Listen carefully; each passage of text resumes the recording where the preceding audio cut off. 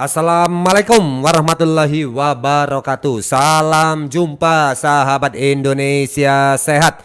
Bareng Jamu Tetes Bio 7 kembali kami hadirkan dialog spesial kita bersama dokter ganteng kita, Dokter Robert. Iya, hari ini Dokter Robert, gimana kabarnya dok? Baik, panas sekali ini cuacanya tapi. Oke, tapi tetap kita hadir ya dengan topik-topik yang menyegarkan dan menyenangkan tentunya. Nah, ini hari dok kita akan ngomong agak jorok dikit nih dok, ya seputar buang air besar. Jadi yang lagi makan ini dengar dialog kita ini siap-siap agak keganggu dikit ya makannya ya. Gusar sulit buang air besar. Nah ya, ini buat Anda Bapak Ibu pertanyaannya, apakah Anda termasuk yang susah buang air besar?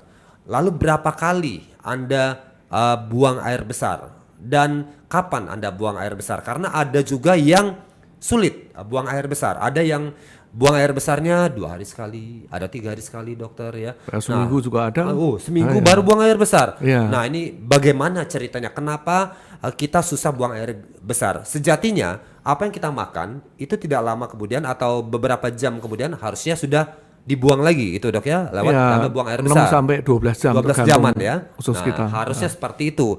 Nah ini kenapa ada orang yang susah buang air besar? Kita tanya sama Dokter Robert, apa yang terjadi sebenarnya Dokter Robert? Nah ini susah buang air besar ini kan jadi masalah di kehidupan modern nih sebetulnya. Kalau zaman dulu sih nggak terlalu ya.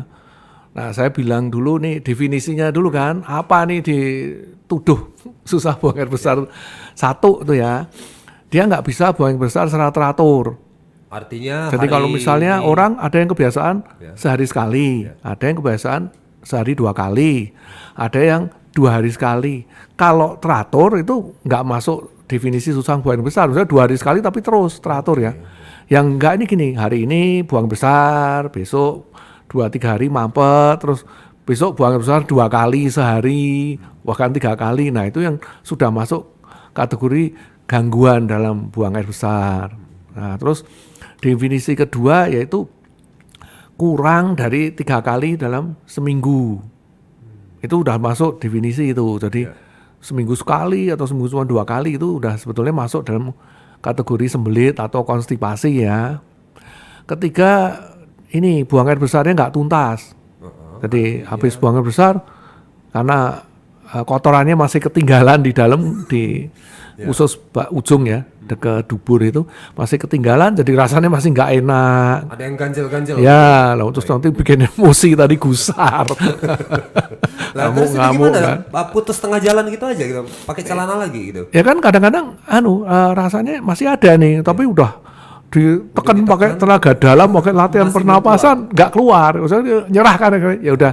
Tapi nanti tunggu berapa jam gitu, kebelet lagi keluar. Nah itu udah masuk gangguan juga sebetulnya. Baik. Idealnya jadi kalau orang buang air besar itu tuntas, ketika duduk di toilet langsung keluar semua, tidak ada tersisa, tidak ada yang pokoknya lega lah gitu. Ya, tidak ada kerasa lega gitu ya. Nah, karena memang gini, kotoran itu kan dari makanan, dari atas ya, dari lambung berjalan lewat usus 12 jari, usus halus itu dia ada gerakan usus yang terus bergerak kan.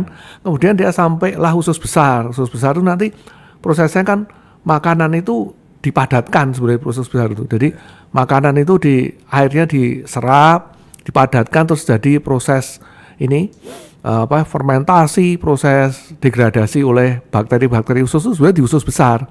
Nah, nanti akan didorong terus sampai sepertiga bagian bawah usus besar. Nah, di sepertiga nanti kalau sudah padat, itu normal akan timbul refleks kepingin buang air besar. Nah, pada saat timbul refleks itu terus kita buang air besar, yang sepertiga ini habis, maka terasa lega. Tapi kalau sepertiga usus besar yang bagian bawah ini masih ada, ya pasti nggak lega rasanya, karena itu banyak saraf-saraf di situ yang saraf sensorik. Jadi dia sensornya, masih ada kotoran ini, dia harus dibuang. Kalau enggak rasanya emang ganjel, nggak enak gitu loh. Emang bahaya dok ya kalau orang susah buang air besar tuh, apa sih bahayanya ke kita? Nah bahayanya itu bisa bahaya langsung dari kotoran yang di dalam ini kan. Kotoran di dalam itu akan proses pembusukannya kan akan berjalan terus nih selama dia di dalam belum dikeluari karena banyak bakteri. Nah, pembusukan kan mengeluarkan macam-macam nih zat-zat yang bisa mengganggu kesehatan, dan juga bau badan nanti akan bau juga. Kalau orang susah buang air besar biasanya baunya juga, bau badannya agak bau-bau gak enak gitu kan. Karena itu dia penyerapan diserap terus. Terus kedua, dari segi karena kotoran itu keras ya, kan kita ngejen tuh biasanya dengan kekuatan tenaga dalam. Wah, itu efeknya macam-macam nih. Satu yang paling sering itu jadi wasir kan, karena otot pembuluh darah balik di dubur menjadi membesar semua karena kita ngejen dengan kekuatan tinggi. Terus kotoran yang keras tadi waktu keluar dubur menggores dinding dubur kan, bisa jadi pelukaan-pelukaan kan, orang bilang fisura ani gitu ya. Jadi itu robekan gitu, nah itu sakit sekali kan. Bisa juga di bagian usus itu nanti lama-lama bisa timbul namanya divertikulitis, divertikulum ya. Jadi karena didesek gitu tuh usus itu dindingnya bisa menonjol, bentuk kantong di sebagian usus besar. Karena tekanan tinggi terus kalau kita waktu neken gitu kan dia tekanannya jadi ke segala arah. Nah, bagian dinding usus yang lemah dia akan nonjol, namanya divertikulum. Nah, divertikulum itu kan seperti kantong ya, tonjolan gitu. Nah, kantong ini kadang-kadang makanan busuk nggak tuntas keluar kan. Nah, efeknya apa? Bisa menjaga peradangan namanya divertikulitis. Terus nanti kalau peradangan rasanya pasti buang air besarnya nggak tuntas gitu loh. Karena memang bener ada kotoran, ada peradangan, rasanya masih di perut ganjel. Tuh. Wah, ini cuman gara-gara masalahnya tidak bisa buang air besar dengan tuntas ya. Penyakitnya bisa kemana-mana nih ya. Iya. Baik, padahal tiap hari ya kalau bagi mereka yang normal ya duduk sebentar, buang air besar, selesai udah pergi lagi. Tapi gitu di masyarakat modern memang banyak loh yang susah. Gitu ya? Banyak loh. Baik. Ya karena di perkotaan begitu seperti ini. Ya karena sebetulnya kan proses buang air besar tuh nggak melulu gerakan usus kan. Ada gerakan otot. Itu yang mengaruhin kan. Kita bergerak, kita jalan, kita senam atau apa itu membantu sekali. Nah, manusia modern ini kan banyak kan duduk, banyak duduk, jarang bergerak. Padahal didesainnya itu bergerak harus dengan bantuan otot perut yang aktif gerak, badan gerak itu kayak ditekan-tekan dinding ususnya dia berjalan. Karena peristaltik sendiri, makanya ini contohnya kalau orang di rumah sakit terbaring lama di ranjang, buang air pasti susah kan. Ya karena itu dia nggak banyak gerak gitu. Nah manusia sekarang kan geraknya hampir sedikit tuh, kemana-mana pakai kendaraan, pakai motor, pokoknya nggak gerak lah, sepeda aja jarang gitu kan. Nah itu. Oke, jadi ini ada beberapa faktor ya yang membuat jadi buang air besar tuh nggak lancar dan nggak tuntas ya, kurang gerak. Nah ini ada juga bilang katanya kurang makan sayur, kurang makan buah, ini betul ada pengaruhnya. Ya betul. Dengan kelancaran kita BAB. Ini kan sayur itu kan sebetulnya kan serat. Serat itu ada dua. Serat yang larut air, jadi dia nggak kelihatan serat-seratnya kalau di mikroskop ya. Atau serat yang tidak larut air. Serat tidak larut ya contohnya sayuran tadi ya. Itu kan kalau benar-benar di dalam usus itu dia bentuknya padatan gitu. Nah dua-dua tuh bekerja untuk membantu gini, ngasih massa di kotoran sini dibentuk massa gampang didorong kan. Kalau kita makannya kurang serat kan isinya misalnya cuma protein atau karbo yang nggak ada seratnya, massa itu kan jadi kecil, didorongnya akan ada satu tekanan yang membantu. Karena volumenya kecil didorong kan susah. Kalau volumenya gede didorong tuh gampang gitu loh. Jadi itu fungsinya makan. Ya serat itu fungsinya itu. Baik. Terus kedua si serat ini ya sebagian dimakan oleh bakteri di dalam usus besar. Nah si bakteri tadi akan mengeluarkan asam butirat, short chain fatty acid segala macam, itu merangsang gerakan dinding usus juga. Nah kalau kurang serat berarti itu asam butirat dan lain-lain itu kurang ya, dinding ususnya juga bergeraknya lama gitu loh. Kan kalau tidak langsung segera dibuang kan bukannya perut terasa lebih kenyang gitu dok? Nah kalau gitu? Dia kurang serat kan masanya kecil, dorongnya lama, ya nggak kerasa kenyang juga kan di perut, nggak kerasa penuh. Jadi tubuh juga nggak segera mengeluarkan, Anda dikiranya dia ngira belum banyak nih, antriannya belum banyak, belum saatnya ya. Oke, jadi seperti itu ya. Jadi, nah ini buang air besar ini kan juga banyak pengaruh tadi kalau dokter bilang sayuran, buah punya peran. Kemudian pergerakan manusia juga punya peran. Iya. Nah, ini yang belakangan ini juga di model-model toilet untuk kita buang air besar nih kan banyak macam, Dok. Nah, Ada yang ini jongkok, ada yang duduk, ada dua ini sih modelnya nih. Gimana? Yang bagusnya yang mana, Dok ini? Nah, saya mau tanya nih. Pernah lihat hewan Ya. beraknya duduk nggak? Nggak Iya, ada iya, kan? iya, iya. Mau kucing, mau anjing itu beraknya cenderung jongkok gitu kan? iya. Nah, karena posisi menentukan prestasi. Pasien tiduran nih, suruh berak di pamper aja, susah kan? Betul. Susah, karena anatomis manusia itu khusus gitu. Jadi gini, pada waktu sudut antara perut sama paha itu 90 derajat atau lebih, itu ada otot yang itu rektum itu dubur, itu dia jepit. Kan memang ada gunanya supaya kalau dia lagi kebelet beol, berdiri, Masih bisa bersin ditahan. nggak keluar ya kan, kalau enggak nanti bersin aja keluar. Nahan berdiri. Nah, pada saat sudut perut dan paha itu mendekati 30 derajat atau kurang, alias orang jongkok kan sudut paha sama perut 30 derajat kurang, itu kebuka dia, ototnya itu longgar, sehingga kotoran mudah keluar. Nah, masalahnya, makanya berak ideal itu jongkok kan, berak paling ideal. Nah, tapi kan jongkok itu masalah. Orang yang badannya segede gaban, jongkok dengkulnya sakit, atau jongkok malah jungkel, kan, karena nggak imbang. Nah, terus makanya sekarang orang cenderung pakai kloset duduk kan. Iya. Nah, itu sebetulnya mengganggu, tapi bisa disiasatin dengan di depan kloset dikasih itu apa bangku kecil gitu ya. Nanti mungkin lihat di Iya. Ada Google di- banyak di- itu. di- Jadi kaki itu diganjel Oke. oleh si bangku tadi sehingga kakinya agak terangkat, pahanya bentuk sudut 30 derajat terhadap perut. Jadi kayak jongkok tapi dia di atas toilet. Tapi jangan jongkok langsung di toilet, ya bahaya tuh, karena toilet duduk itu kalau kita naikin itu bisa pecah dia. Kalau pecah itu saya pernah lihat kejadian itu pecah tajam kan dia, Iya, betul. nyobek otot paha sampai hampir mati orangnya. Soalnya ada Hati-hati. juga yang orang memanfaatkan toilet duduk tadi dengan cara berjongkok. Ya, itu Jadi bahaya. dia kakinya naik ke atau dia bentuknya seperti kursi. Ya, dia tapi naik di bahaya oleh jangan. kaki gitu loh. Bahaya karena itu bisa pecah. Karena toilet duduk itu memang didesainnya untuk beban orang duduk kan.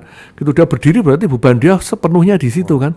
Pecah tajam itu karena dia kan keramik itu. Iya. Saya ada tuh sampai sobek otot itu paha tuh sobek lebar karena keiris Iya, pecahan itu dan fatal itu. Baik. Wah, ini hati-hati apalagi terutama yang bobotnya Nah, 100 ada- kilo gitu, Iya. toiletnya desainnya cuma 80 ya pecah, hati-hati ya. Jadi jangan- Belum terpleset ya. Betul, iya. Resiko Nah, terpleset jadi juga mending tinggi. pakai bangku. Ya. Ini juga penting, ini juga kan ini kan untuk toilet duduk seperti itu tadi kan, kalau tadi untuk orang yang gemuk ya, sama orang tua nih, Dok. Orang tua kan kalau posisinya jongkok dikasih toilet yang jongkok kan kadang sudah punya masalah di lutut. Iya, sakit, kan? Makanya banyak kan menggunakan toilet duduk untuk Iya. dia buang air besar. Iya. Jadi Nah, itu diganjel pakai Ditambahin itu tadi kursi ya. apa bangku kecil tuh ya. Oh, iya. Ada kok di apa toko hardware gitu. Sekarang udah dijual itu. iya. Toilet assist namanya itu. Untuk assist toilet ada tuh bentuknya, malah bangkunya udah bentuknya huruf kayak U sehingga pas dipasang di mana? Oh, oke. Di kloset Iya, iya. duduknya Bangkunya tuh tadi pas. ya, sudah Ada. diset rancangannya. Ya, dengan kalau nggak ada tadi. pakai bangku plastik yang kecil yang Iya. tingginya 10 sentian gitu Iya. cukup sih. Dingklik kalau Ya, ya, orang saya dingklik bilang ya, itu, orang ha. bilang dingklik ya tadi ya. Kalau bahasa Inggris stool. Oke tadi ya Bapak Ibu ya. Nah, Anda yang punya masalah dengan buang air besar, mudah-mudahan apa yang tadi dibahas bisa menjadi pencerahan ya Bapak Ibu ya. Nanti kita akan lanjutkan lagi mengenai bahaya sulit buang air besar ini setelah kita kasih Bio 7 untuk melintas sebentar.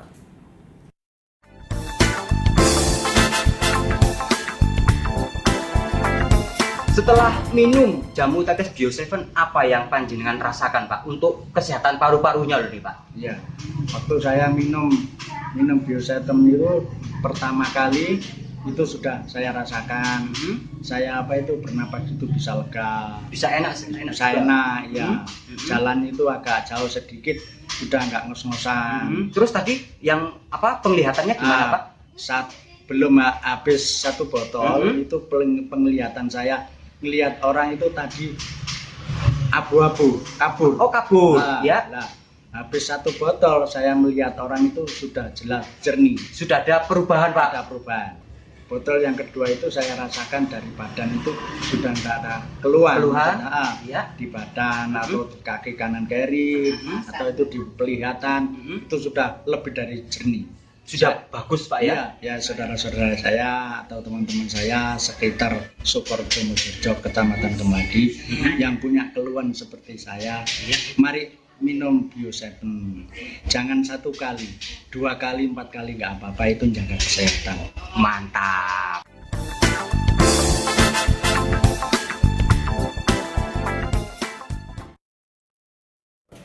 Lanjut lagi, tadi sudah kita simak juga ya pengalaman masyarakat yang sudah mengkonsumsi jamu tetes Bio7. Kali ini bahasan kita adalah gusar sulit buang air besar. Adalah topik bahasan kita bersama Dr. Robert. Ini menyoroti tentang Anda yang punya masalah dengan BAB atau buang air besar ya. Nah ini tadi dokter sudah tadi kita bahas bahwa untuk buang air besar idealnya 1 hari itu 1 kali atau 2 kali gitu dok ya. Ya sebetulnya nggak ada ideal, tapi yang penting teratur dan lebih dari 3 kali seminggu gitu. Itu udah. Boleh kurang 3 kali Ya. seminggu dan dia teratur. Kalau dia 2 hari sekali ya asal dia asal 2 kali teratur nggak apa-apa gitu. Ya, atau sehari sekali teratur Nggak apa-apa, 2 kali sehari juga aman. Baik. Tergantung pola makan juga. Kayak orang di Afrika itu ternyata ya, orang Nigeria itu pernah diteliti, orang Nigeria itu paling kecil kanker kolonnya. Paling kecil di Nigeria ya. Saya pernah iseng lihat tuh daftar. Ternyata kenapa? Mereka tuh makannya kacang-kacangan. Mereka beraknya tuh sehari 3 kali. Loh, karena muatannya itu kacang itu banyak namanya soluble fiber sama undigested starch. Tepung yang nggak bisa dicerna itu yang sangat sehat untuk kita sebetulnya. makan kacang-kacangan. Ya, dia kacang sup, kacang macam. Orang Nigeria itu nggak ada beras kan mereka. Orang Afrika soalnya kan nggak nanam beras udah keringnya kayak gitu mati itu berasnya, padinya. Nah, itu ternyata kayak gitu loh. Jadi tergantung pola makan mereka karena banyak serat, banyak fibernya itu sehingga beraknya 3 kali sehari. Ya binatang juga yang banyak makan serat kayak orangutan itu ya bisa 3-4 kali sehari. Yang penting teratur gitu kan. Beda dengan harimau ya, beraknya. Sama juga mereka teratur loh. Makannya daging Lebih sering dibanding manusia loh mereka beraknya. Karena dia gerak terus kan. Satu dia gerak terus. Dia gerak terus kan. Oh, oke, balik lagi tadi. Iya.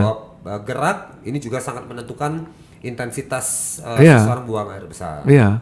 Oke ya, so, jadi ini buat Bapak Ibu Saudara sekalian yang punya masalah buang air besar, tadi apakah Anda sudah cukup gerak ya? Makannya apakah sudah cukup mengandung serat ya? Dan ini juga air minum dok, ini kabarnya air minum juga menentukan Karena kalau kita kurang air, satu usus ini kerjanya kan menyerap air. Kalau kurang dia pasti cari sumber air lain kan, yaitu dia menyerap air dari makanan. Ya, makanan jadi kering kan, padat.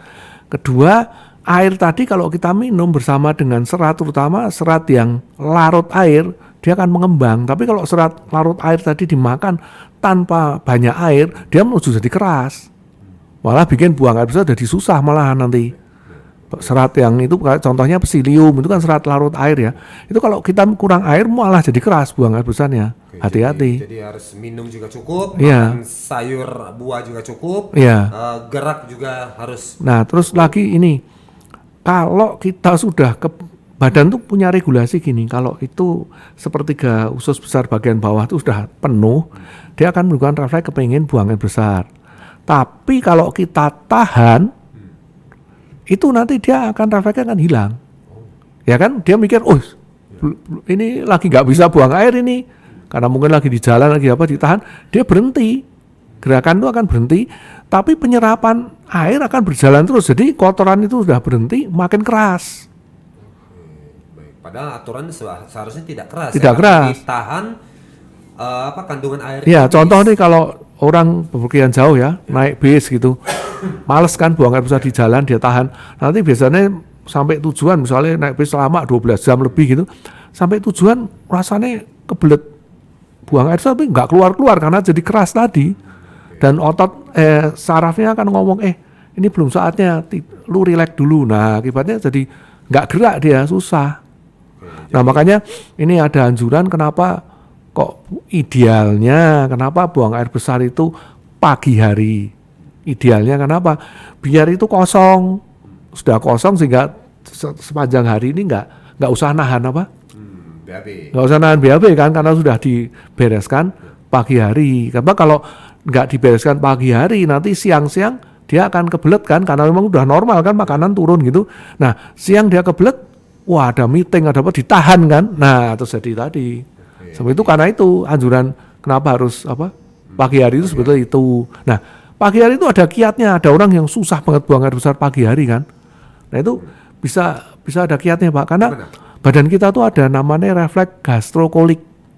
Refleks gastrokolik gini, kalau ada makanan masuk ke dalam lambung kita, usus kan tahu, ada mau barang datang nih, dia maju ke bawah gitu loh. Ayo maju tuh makanan, maju. Ya kalau nggak cukup. Nggak lewat. Nah, termasuk kotoran feses di dalam usus besar tuh akan maju juga. Jadi kalau orang susah buang air besar, mau pagi bisa buang air besar dengan lancar gini, ada kiatnya nih. Bangun pagi nih, habis gosok gigi segala macam, minum air hangat 1 atau 2 gelas, syukur kalau bisa 2 gelas ya kan. Tunggu kira-kira mungkin sekitar 10-15 menit.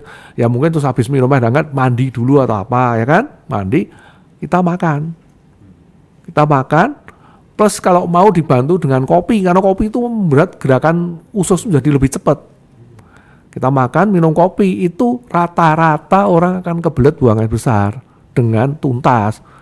Karena disuruh maju, barangnya sudah di ujung juga didorong terus, kita nanti buang air besar nggak usah ngejen pakai tenaga dalam, gampang keluarnya. Tinggal buka celana dikit, duduk Ya, langsung keluar ya. gitu ya. Kalau masih susah nih, jalan-jalan. Pagi habis itu kita gerak-gerak itu membantu sekali. Ya. Jadi jalannya kejauhan nyari toilet susah dok. Ini. Nanti di lapangan atau malah bawa sekop. Oke, ini untuk buang air besar. Nah ini tadi kan ada beberapa penyakit yang bisa timbul gara-gara susah buang air besar tadi ya dokter. Nah ini kalau dari dokter sendiri orang yang susah buang air besar ini apa yang harus dilakukan? Apakah perlu diobati atau biarin gitu aja? Ini kan atau gini, nih, dok? susah buang air besar itu saya tadi mau ngomongnya ada 2 penyebab kan. Ya. Penyebab pertama, gerakan ususnya tuh melambat. Melambat karena sebab apapun. Orang infeksi, contohnya orang sakit tipes susah banget buang air besar karena ususnya luka, ada perlukaan mikro karena infeksi. Usus kalau luka dia istirahat, dia ngomong, waduh gua ada luka nih, aku berhenti dulu bergerak. Ya berarti jadi susah buang air besar kan, contohnya itu. Atau dia berbaring lama, sakit keras itu, sakit yang parah itu bikin juga usus ngira, aduh nih gua lagi sakit nih, aku istirahat dulu deh. Nah, stres tinggi itu bikin orang susah buang besar, BAB. Karena apa? Pada waktu stres badan kita tuh shutdown organ pencernaan karena semua sumber daya dipakai untuk otot, untuk bergerak menghindar atau melawan segala macam, shutdown dia. Oh ini otomatis Ya. Kalau karena saya dulu penasaran kan, kalau perang itu gimana sih tentara tuh beol? Apalagi yang dalam kondisi Perang tembak-tembakan. Iya. Ternyata mereka itu, saya pernah lihat di YouTube ya, testimoni mereka. Kalau pas perang tuh bisa 3 hari mereka nggak bisa buang air besar, nggak kebelet, karena stresnya tinggi, usus shutdown, nggak kebelet, nggak lapar, nggak buang air besar. Nah terus kenapa ada yang orang ketika stres mau ketemu dosen, ketemu mertua, calon mertua kok bawaannya pengen kebelet terus ini? Lain. Ini, dok? Nah ini kalau dia stresnya berlebih tapi efeknya di lambung, lambungnya keluar asam lambung, dan itu yang saya pernah cerita tuh dinding lambungnya belum siap, akibatnya apa? Kan iritasi nih, lambung iritasi, aduh ini ada apa nih, gue buang. Nah dia buanglah ke usus kecil kan, usus kecil, waduh ini banyak makanan belum beres ini, belum tercerna. Usus kecil bilang, aduh ini apa lagi, dia buang lagi. Nah didorong jadilah diare, bisa juga. Itu kalau stres akut biasanya. Tapi kalau stres kronis, itu banyak kan malah bikin orang susah buang air besar. Stres akut itu tadi kan ketemu mertua, non akut. Kalau kronis itu tekanan kerjaan yang terus menerus, tekanan hidup yang berlebihan, nah itu kronis kan. Jangka Biasanya, panjang ini. ya. Baik, oke itu bedanya di sana ya. Ya. Baik, maka tadi dokter mengatakan ya tadi kalau untuk kondisi perang, kondisi yang cukup menegangkan itu orang jadi malah nggak nggak bisa apa- stop itu nggak bisa. Makanya saya dulu kan mikir itu tara gimana ya kalau pas perang buker dibom gitu, wah gimana. Ternyata mereka nggak kepengen buang air besar. Pas- keinginan untuk BAB itu tidak ada. Hampir tidak ada ya, mungkin ya ada kan dari 100 orang mungkin ya 10 orang yang, tapi rata-rata pada nggak bisa buang air besar malah. Ya, takut lah. Ya, kalau sama buang aja. air besar kesunduk bayonet. Ya, Nah mati kan, matinya mengenaskan kondisi nggak pakai celana lagi. Kena bayonet kan repot di bagian pantat. Nah itu coba kayak pemirsa nih yang kalau dulu di mahasiswa ada ospek itu kan Iya. 3 hari di perkemahan rata-rata juga nggak bisa buang air besar kan ya karena stresnya tinggi. Contoh lagi orang yang nginep di hotel, ada kan orang yang kalau di rumah buang air besar teratur, begitu di hotel susah kan. Ya itu karena kan itu perubahan situasi, kita jadi stres nggak tenang ya nggak bisa buang air besar gitu. Oke, baik. Ada lagi dok kasus dok. Ini kalau mau pergi misalnya, tunggu sebentar, pasti mau minta ke toilet ini. Ini kalau tadi kan perang, Iya. terus ketemu sama calon mertua. Nanti kalau misalnya mau pergi, kok rasanya jadi balik lagi, nggak pergi Biasanya sebelum ini. bukan itu, biasanya kan banyak kan pengen kencing kan. Kalau buang air besar Ada juga ada ya, ada ya memang ada sih apa. Saya juga pernah ngalamin misalnya, waduh udah buru-buru gini perutnya mules nggak selesai. Betul. Biasanya karena itu makannya terburu-buru pagi ini makan dengan cepat karena mau pergi, ususnya jadi kacau lambungnya, dibuang nih makanan yang apa nggak beres ini sama lambung, buang ke usus kecil buang ke usus besar ya. Jadi ini berak-berak nggak karu-karuan gitu loh. Iya. Bisa. Oke, ya, jadi bukan berak yang BAB yang semestinya gitu Iya. ya. Oke baik, nah ini tadi kita juga ngomong tentang ini harus diobati. Ini seberapa penting ini kalau yang susah buang air besar nih buat diobatin? Nah kan Bagi memang penanganan ini, Dok. rata-rata orang ini cari gampangnya kan, gitu udah mampet, itu kan banyak iklan obat-obat di TV itu. Padahal itu sebetulnya nggak bagus kalau obat-obat yang kayak gitu ya, yang sifatnya merangsang iritasi, terus sifatnya ada yang dimasukkan lewat apa? Dubur. Itu kalau sekali 2 kali boleh. Makanya dokter kalau di rumah sakit nggak bisa ya dikasih sekali 2 kali. Tapi kalau terus-menerus dia harus dibantu dengan itu menimbulkan kebiasaan habituasi. Jadi usus tuh tahu, oh, gue santai aja deh. Ntar juga kalau mau buang air gue dirangsang gitu loh. Jadi dalam kondisi nanti nggak dikasih obat itu nggak bisa buang air besar. Jadi kebiasaan. Kepekaannya jadi menurun ya? Ya, jadi dia malah makin hari makin tergantung. Karena ususnya jadi ini kebiasaan dirangsang dengan misalnya itu obat yang dimasukkan lewat dubur atau yang diminum gitu. Dia jadi ini, kalau nggak dikasih itu nggak bisa buang air besar. Banyak kan orang-orang itu, waduh aku nggak pakai merek ini, nggak bisa kemana-mana, kalau piknik bawa itu serenceng-renceng obatnya itu kan. Hanya demi untuk bisa Ya, buang karena air itu besar. kebiasaan jadinya. Sebaiknya dihindarin. Nah, sebaiknya dengan cara-cara alami kan. Cara alami kan tadi perbanyak serat, mau makan sayur, buah, atau pakai tanaman herbal juga boleh, karena ada beberapa tanaman herbal yang membantu pencernaan supaya, contohnya temulawak kan.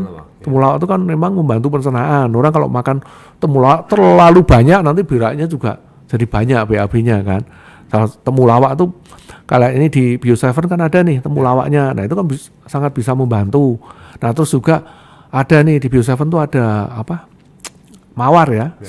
Mawar itu terbukti bisa mengurangi ini hemoroid, wasir. Jadi bisa mencegah nih kalau beraknya keras, kasih mawar di Bio7 ini mengurangi terjadinya hemoroid. Jadi ini dengan demikian berarti bisa disimpulkan untuk yang punya masalah-masalah dengan pencernaan, BAB, Bio7 bisa menjadi jawaban. Ya, ya terutama ini ya penyebabnya dulu. Tadi kan penyebabnya saya bilang ada juga penyebab yang harus diseriusin. Contoh orang kena kanker usus besar, kankernya tumbuh nutupin jalan apa pencernaan. Nah dia akan susah buang air besar. Itu ya harus ditangani ke dokter ya, nggak bisa dikasih ini apa modifikasi perilaku makan buah sekilo ya tetap aja nggak bisa karena kesumbat dia, hati-hati itu. Oke, jadi ini penting ya buat Bapak Ibu Saudara sekalian memperhatikan ya BAB Anda ya. Nah terus ada lagi BAB kita ini ada yang bentuknya beda-beda dok ya. Ya. Ada bentuknya padat, ada Ya, yang bentuk bentuknya kayak cabai, kambing ada itu, yang kayak berak kambing kecil. Nah ini apakah juga pertanda sesuatu terjadi dengan pencernaan atau Jadi kita nih? kalau buang air besar yang normal kan bentuknya itu padat tapi tidak keras dan panjang. Oke, baik. Nah, kalau dia mulai keras dia akan terputus-putus kan. Iya. Nah, terus juga kalau ada orang misalnya kanker di usus besar nih, yang di daerah ujung terutama itu, nanti karena ketutup kanker, bentuk kotorannya bisa kecil kayak pasta gigi, Oke. ya kan? Karena Kecil, iya. kesumbat jadi dia keluarnya kecil kayak pasta gigi. Kalau gerakan ususnya itu lambat atau kayak tadi saya bilang buang air ditahan terus nggak ditahan-tahan terus akhirnya tubuh jadi rileks nih, gua nggak ada tempat, cairan kan diserap nih, kotoran itu akan diserap cairannya oleh usus, akhirnya itu jadi keras dan dia bulat-bulat kayak kotoran kambing. Ada kan tuh yang karena tuh saking padatnya atau dia kurang minum banget gitu loh. Bahaya nggak dok ini dok? Dengan bentuk Ya itu BAB nanti tadi.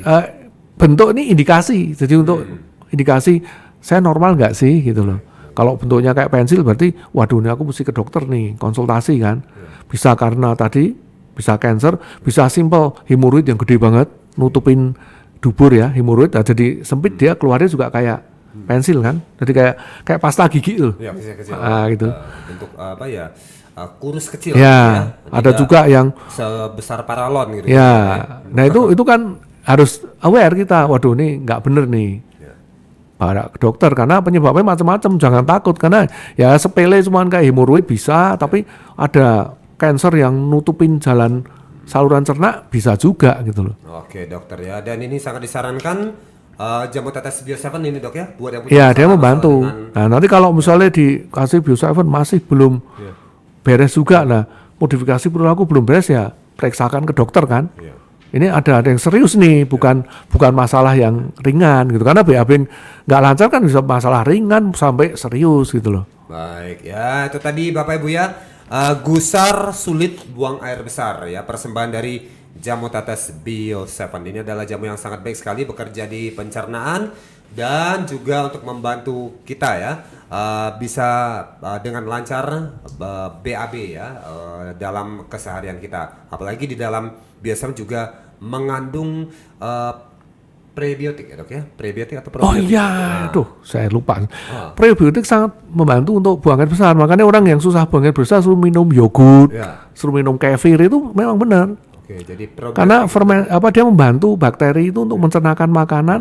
Tadi keluar short fatty acid tadi kan, yang butirat segala macam itu kan membantu dinding usus supaya bergerak lebih cepat. Nah, berarti ini sekaligus Iya, bener. menyehatkan usus juga di Ya. Bio7 ini ya.